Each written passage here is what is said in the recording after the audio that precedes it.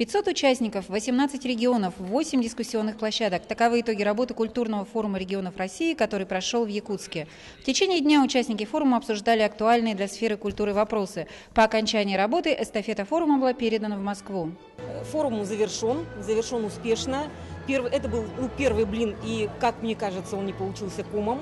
Первый такой форум состоялся в прошлом году в Москве, но говорить о проблемах регионов, не уехав в эти регионы, не увидев своими глазами проблем, конечно, это путь в никуда.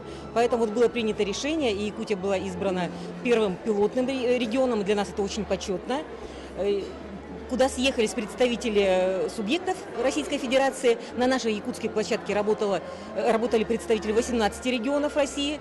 На московской площадке, поскольку мы были связаны во время пленарного заседания телемостом, на московской площадке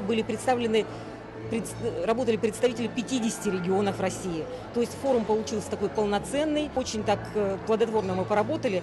Далеко не всем удалось, к сожалению, выступить, потому что очень объемные выступления, очень такие продуманные. Знаете, вот люди говорят о наболевшем, да, и вот даже регламент какой-то было, вот мне как модератору неудобно вводить, потому что, люди приехали в такую даль, да, поговорить о проблемах, найти пути их решения.